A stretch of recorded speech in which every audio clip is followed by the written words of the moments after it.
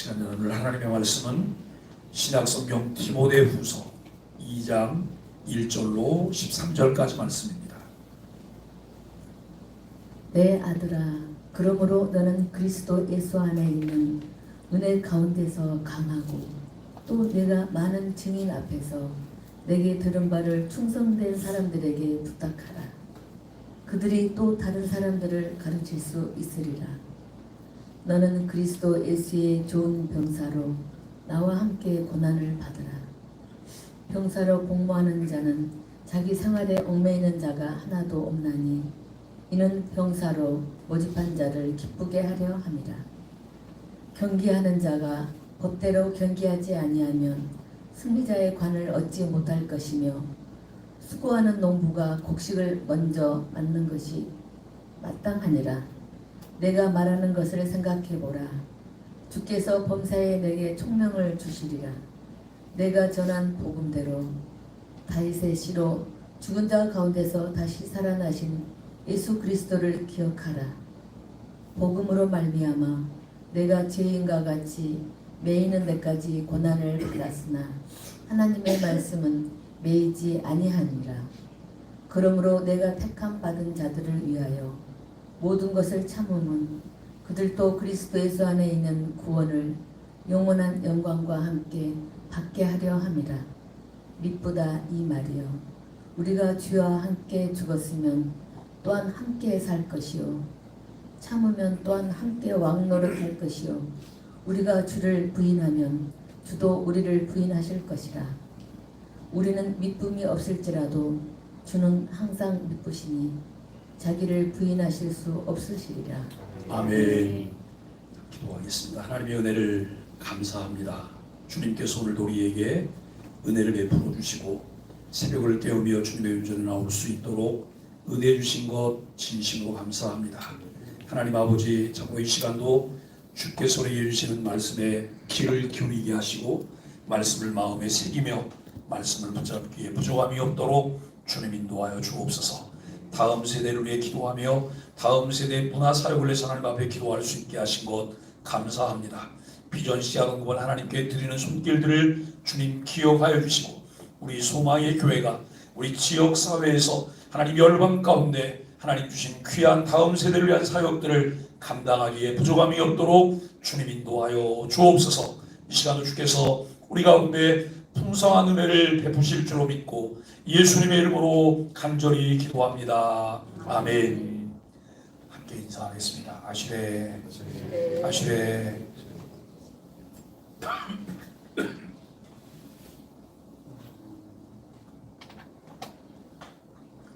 설교를 하려고 할 때 제일 당혹스러울 때가 시작하려고 하는데 사리가 들릴 때. 오늘 디모데후서 2장 1절로 13절까지 말씀을 통해서 은혜 안에서 강한 자라고 하는 주제로 함께 말씀을 나누려고 합니다. 예수님이 공생의 일을 시작하실 때 처음 하셨던 일이 사람을 부르시는 일이었습니다. 나를 따라오너라, 내가 너희로 사람을 나누는 어부가 되게 하리라 라고 말씀을 하세요. 예수님이 12명의 사람을 불렀는데요, 12명의 사람들이 이렇게 변변한 사람들이 없었던 것 같아요. 그리고 그 12명이 예수님과 함께 모임을 가질 때 이 모임이 대단한 모임이 아닌 것 같이 보였어요. 그런데 2000년이 지난 오늘날 그 모임의 시작으로부터 지금까지 여러분이 현재 생존하고 있는 사람들의 3분의 1, 지구의 3분의 1 이상이 예수 그리스도를 주로 믿고 고백하고 있다는 거예요. 2000년이라고 하는 긴 시간이 지났고, 그리고 여러분 수없이 많은 사람들이 예수 그리스도를 믿었고 예수 그리스도를 위해서 때로는 순교하는 일까지도 있었다라고 하는 것을 우리가 생각해 보게 됩니다. 우리가 이와 같은 부분들을 생각하면서 여러분 어떻게 그것이 가능할 수 있었을까 생각을 해봅니다. 그것은 제자가 되고 또 제자가 되는 원리로 가능했다라고 하는 것입니다. 여러분 제자가 된다고 하는 것, 제자는 태어나는 걸까요? 아니에요. 헬릭슨이라고 하는 분은 제자는 태어나는 것이 아니라 제자는 훈련으로 만들어지는 것이다 라고 하는 거예요. 훈련으로 만들어지는 것이다. 우리가 여러분 자연을 나가보면 자연이 참 이뻐요. 그런데 자연보다 더 이쁜 게 있어요. 그게 뭐냐면 관리된 자연이에요. 관리된 자연. 그냥 자연은 삐죽삐죽 그냥 자기 마음대로 이렇게 자라났어요. 그 자연 자체가 이뻐요. 그런데 그것을 예쁘게 조령하고 손질을 하면 훨씬 더 이쁘다라고 하는 것을 우리는 알 수가 있습니다. 우리가 여러분 참 이 단순히 교회에 머물지 않고 그리스도의 제자가 될 때 재생산이 가능하다라고 하는 거예요. 재생산이 가능하다. 그리스도인이 되었다면 듣고 깨닫는 모든 것은 언제나 다른 사람들에게 흘러갈 수 있어야 돼요. 자, 여러분 한번 보세요. 나를 통해서 예수 그리스도의 사랑이 흘러가고 있다. 예수 그리스도에 관한 진리가 흘러가고 있다. 그렇다면 나는 무엇을 가진 자예요? 그리스도의 사랑을 가진 자고 그리스도에 대한 진리를 아는 가진 자예요. 그런데 나를 통해서 그리스도에 관한 이야기는 없고 다른 이야기만 자꾸 흘러나가고 있다. 그거는 그리스도와 관계가 없는 사람이에요. 입으로는 그리스도를 말하지만 내 마음에는 그리스도를 두고 있지 않다라고 하는 것을 우리는 생각할 수 있을 것입니다. 듣고 깨닫게 된 것을 가르쳐 지키게 할 때 비로소 선한 영향력을 끼칠 수가 있다는 것이죠. 복음에는 생명력이 있습니다. 그 생명력은 증폭성이 있어서 다른 사람들에게 전파하게 합니다. 바울이 생명의 복음을 디모데에게 가르쳤고 디모데는 이를 충성된 자들에게 가르쳤던 것처럼 영적 재생산은 쉼없이 계속되어진다는 거예요. 어떤 분들이 교회를 걱정한다 그래요. 여러분 교회를 진심으로 걱정하면 무슨 일을 할 때 교회를 걱정하는 걸까요? 교회와 함께 할 때. 교회와 함께 할 때. 내가 교회를 걱정할 때, 교회를 걱정한다면 여러분 내가 여러분 그리스도 안에 좋은 그리스도인이 되는 거예요. 내가 좋은 그리스도인이 되면 거기서부터 교회를 위하는 일들이 시작이 되어져요. 교회와 함께 가는 일들이 시작되어진다라고 하는 것을 우리는 생각하게 되어집니다. 하나님의 나라는 한 사람의 힘으로 세우는 나라가 아닙니다. 부족하지만 무명에 충성된 제자들이 함께 세워가는 나라가 하나님의 나라라고 하는 것을 우리는 생각하게 되어집니다. 어제 말씀을 나눴던 1장에서 사도는 복음과 함께 고난을 받는 삶에 담긴 의미를 심도 있게 가르쳤어요. 이 고난, 복음과 함께 고난을 받는 삶이에요. 사도는 믿음 안에서 낳은 아들 디모데를 나의 아들로 친근하게 부르면서 자신을 본받아 어떻게 살지를 권면하는 것으로 여러분 이제 이 단락을 시작하고 있어요. 믿음의 아들인 디모데는 어떻게 살아야 될까요? 바울은 믿음의 아들이며 여러분 또 그리고 목회자예요. 이 디모데가 어디서 목회할 때 이 디모데 전서를 보냈을 것 같아요? 우리가 여러분 40주 동안 말씀을 나눴던 에베소 교회에서 디모데가 목회할 때 이 서신을 보내고 있는 거예요. 지금 이 디모데 전서에 나오는 그 배경이나 상황들은 여러분 에베소 교회를 이제 염두에 두고 말씀이 기록되고 있다라고 하는 것을 우리가 생각하게 돼요. 사도는 나와 함께 고난을 받으라고 강하게 명령을 해요. 너 나와 함께 고난을 받아야 돼. 무엇을 위해서요? 복음을 위해서. 하나님의 나라를 위해서.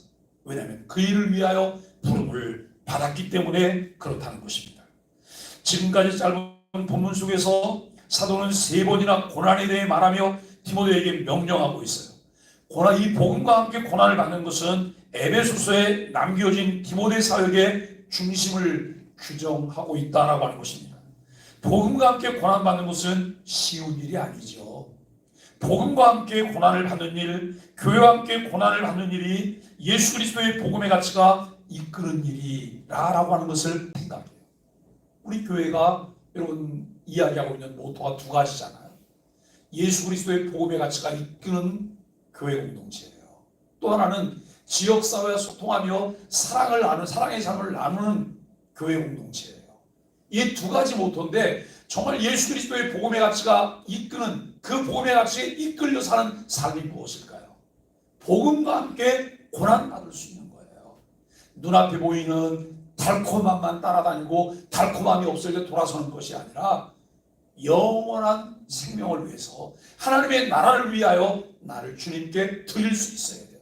이것이 뭐냐면 나를 구원받게 하신 이가 예수 그리스도잖아요. 하나님께서 나를 위하여 아들 예수 그리스도를 내어주셨잖아요. 이 사실을 믿기 때문에 그 사실에 대한 은혜가 내 마음 가운데 있기 때문에 나도 주를 위해서 나를 드립니다 라고 하는 삶이죠. 이것이 복음과 함께 고난을 받는 삶, 예수 그리스도의 복음의 가치가 이끄는 삶이라고 하는 거예요. 여기에 한 사람이 그리스도인으로 완성되어지는 점진적 성화가 이루어지는 과정에는 수없이 많은 것들이 포함되잖아요. 수없이 많은 것들이 포함되는데 수없이 많은 것이 포함되는 것을 잘 감당하면서 끝까지 내가 주와 함께 가기 위하여 우리에게 필요한 게 뭘까? 근데 여러분 사실 우리는 내가 발부둥을 치지 않으면 끝까지 가요. 왜요? 신실하신 하나님께서 우리를 붙잡으셨고 끝까지 견인해 가실 것이기 때문에 나에 의해서 가는 것이 아니라 그분에 의해서 가는 거예요. 그런데 여러분 우리가 계속해서 오두방정을 떨면서 하나님에게서 떨어졌다 붙었다 떨어졌다 붙었다 일을 무수히 많이 해요. 그런데도 하나님은 뭐가 우리가 이뻐갖고 계속 붙잡고 가시는지 도무지 알 수가 없어요. 때로는 하나님 속도 없으시네. 그러니까 우리가 있는 거예요. 그렇지 않았으면 우리는 다 날아갔을 거예요. 우리에게 여러분 정말 필요한 것이 무엇일까요? 인내와 이해예요. 인내와 이해. 참고 견딤, 그리고 여러분 하나님 말씀에 대한 바른 이해. 교회가 생긴 그때부터 지금까지 계속되는 전쟁이 무엇일까요? 곡해와 이해, 이 사이를 왔다 갔다 하는 거예요. 네? 하나님 말씀을 곡해하게 만들어요. 이것이 이단 사이비의 일들이에요. 그리고 여러분 교회 안에 모든 일들을 곡해하게 만들어요. 이것이 여러분 사단의 장난이에요. 그런데 우리가 이해를 바르게 하면 내 신앙이 흔들림 없이 걸어갈 수 있다고 하는 거예요. 무엇보다도 하나님이 주시는 능력을 취입지 않으면 할 수 없는 일이라고 하는 것을 깨닫게 됩니다.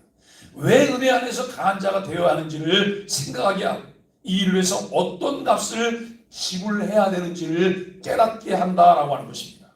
사도는 이 일을 디모데에게 잘 감내하도록 안내하고 있습니다. 사도는 젊은 사역자인 디모데가 고난을 잘 감내하도록 좋은 병사가 되라고 말을 해요. 경기하는 자가 되라고 말하고 수고하는 농부의 예를 들어서 고난의 법칙을 설명하고 있다라고 하는 것입니다. 각각 다른 직업을 가진 이들은 복음과 함께 고난을 인내하는 삶의 정교함과 기술이 필요함을 가르치고 있어요. 이 일을 잘 해낼 수 있도록 교회는 강단을 통해 가르쳐요. 때로는 여러분 소그룹 모임들을 통해서 가르쳐요. 교회의 목표는 거기에 있어요. 다른 것을 가르쳐서 이해하게 하고 그 범주 안에서 함께 걸어가도록 하는 것, 이것이 여러분 교회가 가지고 있는 중요한 기능 중에 하나라고 하는 것을 알게 됩니다. 디모데는 군인처럼 명령자의 뜻을 따라야 하고 경주자처럼 법을 지켜 경주로 해서 이탈하지 말아야 합니다. 이는 복음을 전하며 고난당하는 것이 복음 전파의 법칙임을 암묵적으로 안내하고 있는 말씀입니다. 복음 전파하는 현장에서 사역자는 때로 핍박과 견디기 힘든 고난을 겪습니다. 그러나 그것을 인내하고 묵묵히 전진하는 것이 복음 전파자가 지켜야 할 규칙이라고 하는 것을 알게 됩니다. 이미 많은 사람들이 이 경주로에서 이탈을 했어요. 탈락했어요. 중도에 그만뒀어요. 또 다른 길로 가고 있어요. 언젠가는 돌아올 사람들도 있어요. 경기의 법칙을 지키지 않는 이들에게 면류관은 없습니다. 면류관에 대한 소망은 결실을 바라보며 눈물로 씨앗을 뿌리는 농부의 대망에 이 깊이 연결되고 있다라고 하는 것을 생각해요.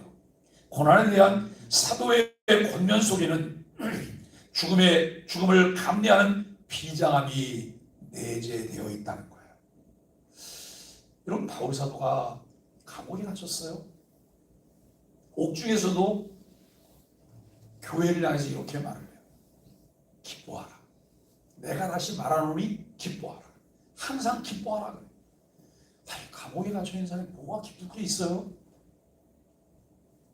바울이 범죄에서 감옥에 갇혔다고 하면 창피하고 부끄러울 거예요. 그런데 범죄함으로 감옥에 갇힌 것이 아니라 예수 그리스도를 전하다가 그리스도에 대한 몰이해 때문에 바울이 핍박을 받아요. 진리를 위하여 그가 고난을 받고 있어요. 자긍심을 가질 만한 고난이죠. 여러분, 우리나라 기독교 사회도 짧은 기독교사지만 수없이 많은 사람들이 순교를 당했어요. 신앙을 지키려다가 타협하지 않고 올곧게 신앙의 길을 걸어가려고 하다가 순교를 당했어요. 그들은 부끄러워하지 않았어요. 그들의 후손들도 자기 조상에 대해서 부끄럽게 이야기하지 않아요. 또 여러분, 기독교 사회에서 그들에 대한 그들의 삶이 부끄러운 삶이라고 말하지 않아요. 왜요? 당당하게 진리를 위해서 걸어갔기 때문에. 바울이 옥중에 있으면서도 자기의 죽음을 감내하는 비장함이 이제 내재되어 있는데 복음과 함께 죽어야 다시 살게 된다라고 하는 것입니다. 때를 얻든지 못 얻든지 복음의 메시지는 모든 시대 모든 사람들에게 전파되어야 합니다. 이 일을 위해 복음을 맡은 일꾼이 필요해요. 여러분, 교회가 중요하게 여겨야 할 고유의 사명은 가르치고 전파하는 일이에요. 하나님의 말씀을 가르치고 하나님의 말씀을 전파할 때 교회가 언제 부흥할 수 있을까? 하나님 말씀을 가르치고 하나님 말씀을 전파할 때예요. 하나님 말씀을 듣고 그 말씀을 따를 때 교회는 성령께서 역사하세요. 왜냐하면 성령님은 말씀과 함께 역사하기 때문이에요. 내가 여러분들 견고하게 믿음의 길을 잘 걸어가기를 원할 때 우리에게 필요한 것이 무엇일까요? 말씀에 서는 거예요. 말씀에 굳게 서는 거예요. 여러분, 기차는 레일을 달릴 때만 달릴 수가 있어요. 레일을 이탈하면 기차는 더 이상 달릴 수가 없어요. 그리스도인이 말씀에 굳게 설 때 말씀에서 계속 달려갈 수 있다는 것입니다. 하나님의 말씀을 잘 가르쳐 전파하는 자가 되게 해야 할 이것을 할 때 재생산이 되는 것이죠. 오늘 바울은 영적 아들 디모데에게 복음을 맡은 일꾼이 가져야 되는 삶의 원리를 가르치고 있습니다. 바울은 로마 아시아주의 그리스도인들이 대부분 변절하는 상황에서 디모데가 그리스도 안에서 이제 내적으로 강하고 굳게 서야 된다고 말을 해요. 여러분, 이 당시 바울이 이 글을 쓸 당시 예수 믿는다고 하는 것 때문에 예수를 전한다고 하는 것 때문에 감옥을 갇힐 정도니까 신앙생활할 수 있는 환경이 어땠을까를 생각해 보세요. 너무 핍박이 많은 거예요. 그 핍박 가운데 어려움이 있는데 여러분, 어려움이 있기 때문에 돌아서는 사람이 많아요. 혹시 여러분들이 새벽 기도를 오는데 오다가 무슨 어떤 장애물들을 만났다고 생각해 보세요. 끝까지 잘 오실 수가 있으실까요? 그 장애물들이 이런 거예요. 내가 지나 올라가는데 그 끈 풀린 큰 개가 막 기승을 부리면서 뛰어다니고 짚고 다 돌아다녀요. 여러분, 잘 오시기가 어떠실까요? 비가 너무 많이 와갖고 여러분 강처럼 물이 흘러갖고 우리가 건널 수가 없어요. 어떠실까요? 제가 자연스러운 것들을 예를 들었지만 예수 그리스도를 믿는데 너무나 많은 박해와 핍박이 있어요. 박해와 핍박이 있을 때는 견뎌낼지도 몰라요. 그런데 오해와 억울한 일들이 자꾸 생겨요. 어떻게 하실래요? 사단은 다양한 방법을 통해서 그 일을 못하게 해요. 사단은 다양한 방법을 통해서 목회자가 말씀을 선포하지 못하게 해요.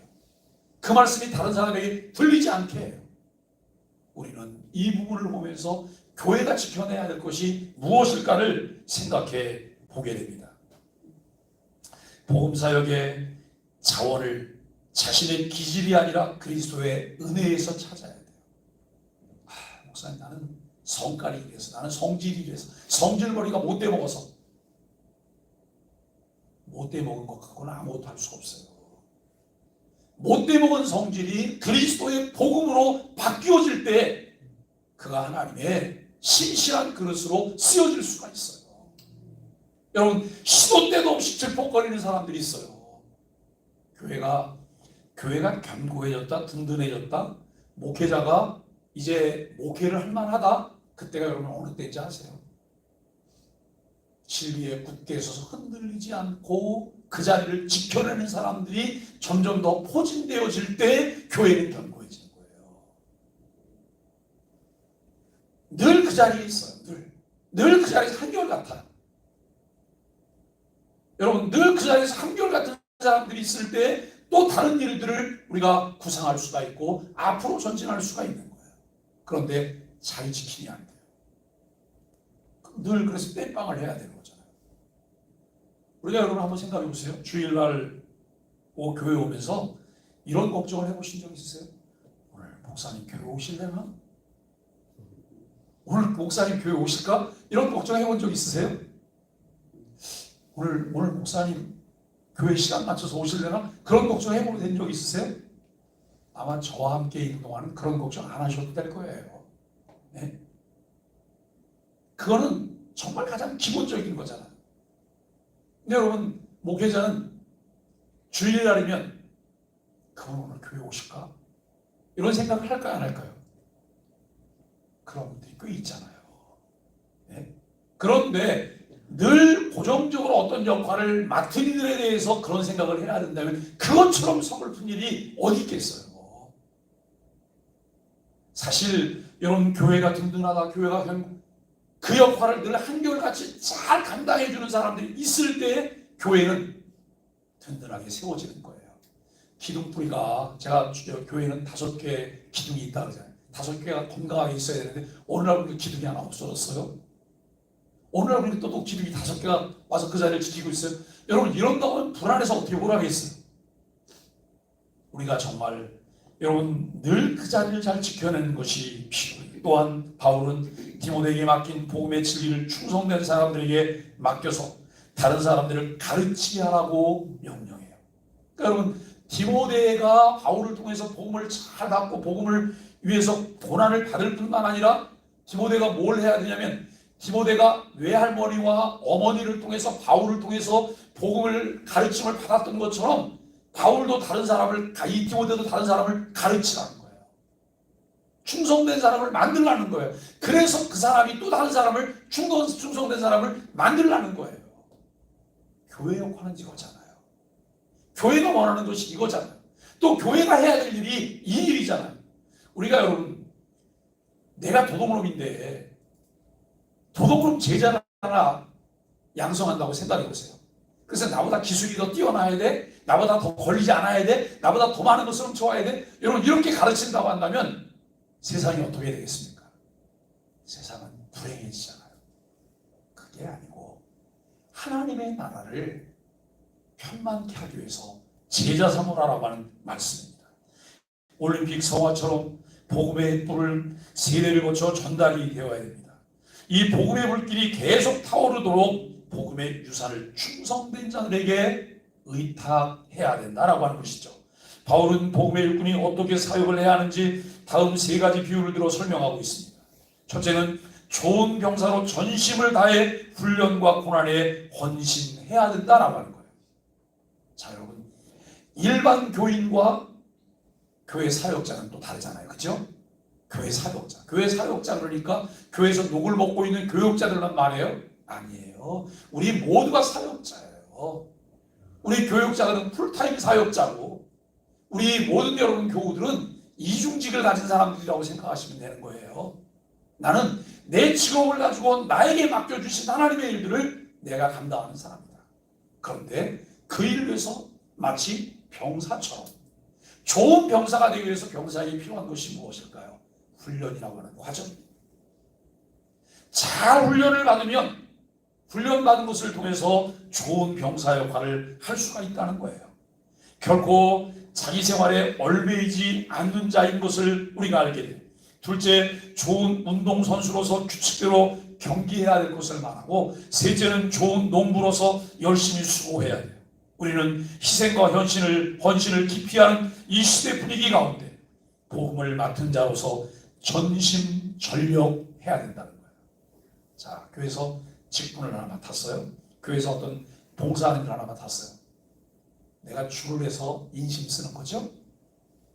그렇죠? 주님을 위해서 인심 쓰는 거 아닌가요? 이게 왜 이런 현상이 나타나냐면 복음에 대한 몰이해 때문에 그래요.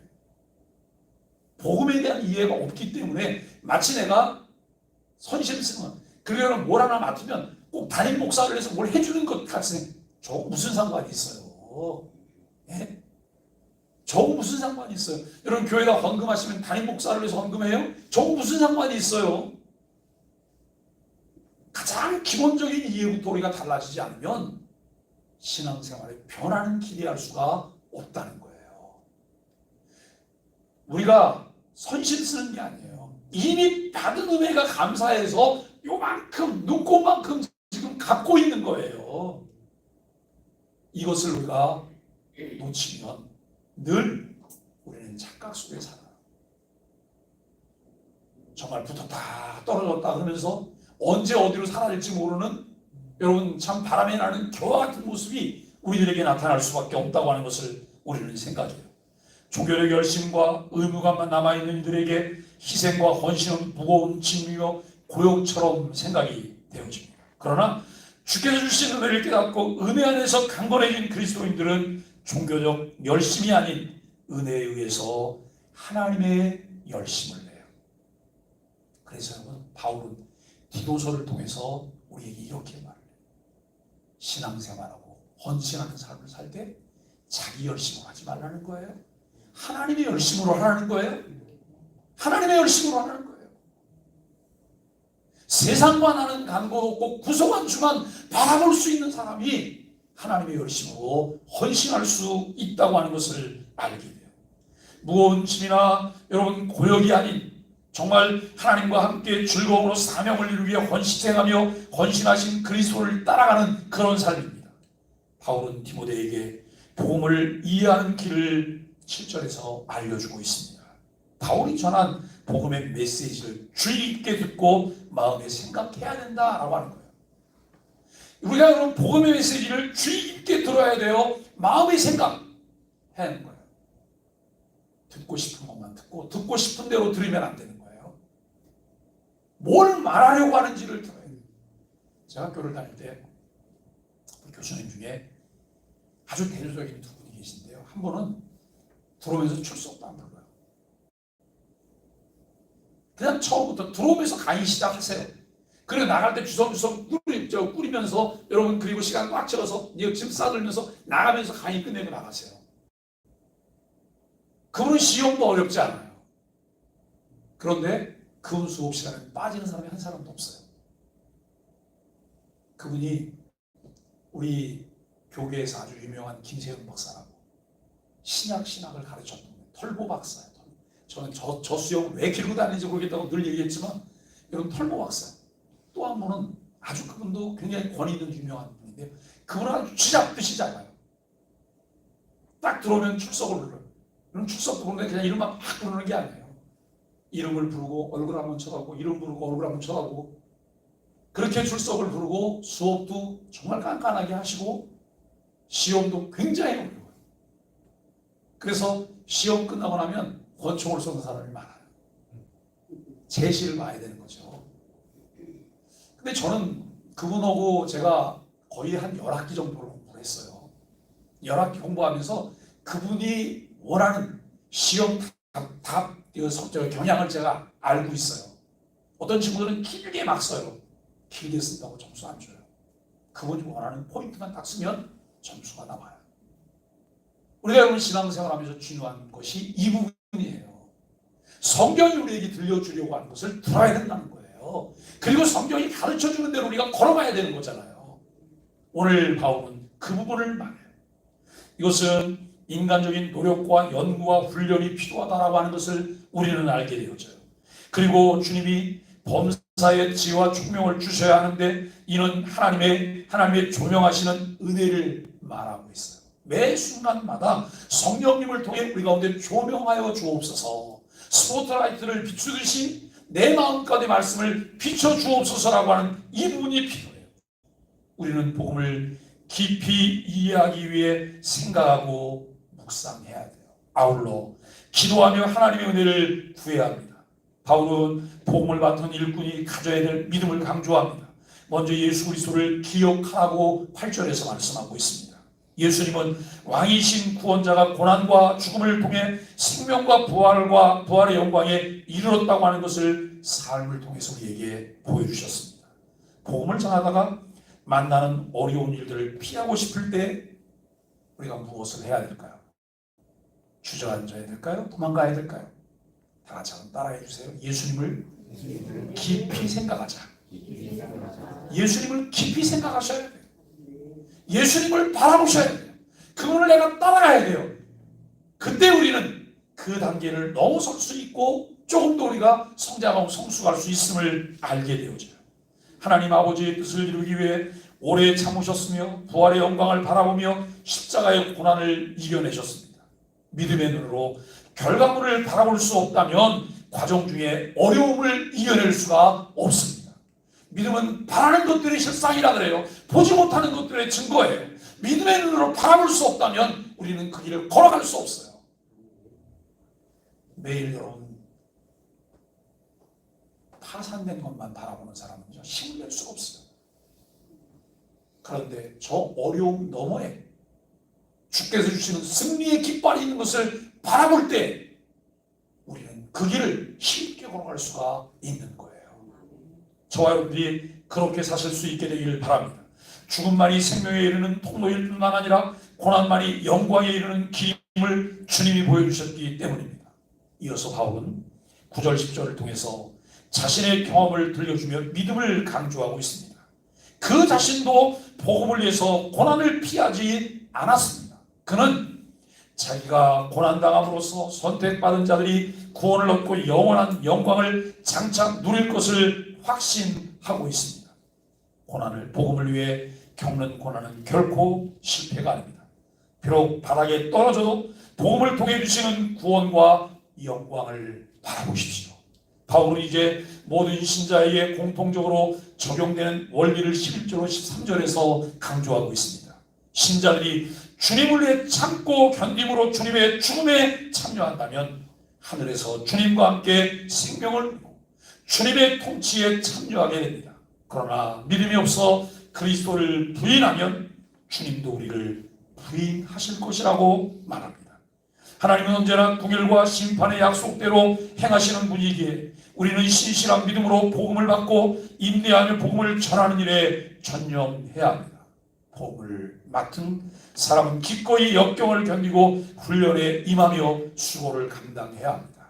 제자로 어떤 일에 적임자가 된다고 하는 것은 그 일에 적합한 자로 훈련되고 만들어졌다는 말이에요. 여러분 교회 목회를 하면서 목회자와 교인들이 바라보는 관점이 너무 많이 달라요. 우리는 어쩌면 수없이 많은 군중이 모이면 군중이 모인 것을 기뻐할지 모르겠어요. 저는 군중에게 관심을 갖고 있지 않아요. 훈련된 제자에 관심을 가지고 있어요. 왜요? 훈련된 제자를 통해 교회가 세워질 것이고 훈련된 제자를 통해서 교회는 재생산될 거예요. 여러분 무수히 모인 군중만 바라보면 그들 속에는 끊임없이 똑같은 패턴을 반복하면서 앞으로 한 걸음도 나가지 못하는 그런 자리에 머물러 있게 될 거라는 거예요. 이것을 바라볼 수 없다면, 이것을 견뎌낼 수 없다면 잘 훈련되고 준비된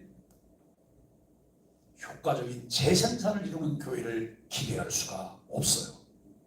사랑하는 여러분, 오늘 우리는 내 생각대로 무엇을 하려는 어리석음을 버려야 복음 안에서 일치된 모습을 가질 수 있습니다. 고난이 없고 유익이 없고 십자가 없이 멸류관도 없습니다. 사랑하는 소망의 가족 여러분, 그리스도인으로 신앙을 지켜나가며 믿음으로 살아가기 위해서 그리스도를 중심으로 사는 것이 중요합니다. 예수 그리스도가 누구신가를 알며 그분의 인격과 삶을 배워야 합니다. 주님의 은혜를 기억하며 그 은혜 안에 살 때 그 사명을 감당하며 충성된 삶을 살 수 있습니다. 기꺼이 주의 나라를 위해 은혜 안에서 강한 자로 훈련하며 헌신하는 우리 소망의 가족들이 되시기를 예수 그리스도의 이름으로 간절히 축복합니다. 오늘 아침에도 말씀과 함께 되는 기도를 함께 하도록 하겠습니다. 함께 기도하겠습니다. 우리를 부르신 하나님 하나님께 기쁨이 되는 삶을 살고 있는지 확인하게 하여 주옵소서. 은혜 안에서 날마다 강해져 주님과 함께 고난받으며 주님과 함께 영광을 누리게 하여 주옵소서. 전 존재와 삶으로 예수 그리스도를 온전히 기억하고 드러내는 제자가 되어 예수 그리스도의 복음이 막힘없이 흘러가는 통로가 되게 하여 주옵소서. 예수님의 이름으로 간절히 기도합니다. 아멘. 546장 찬송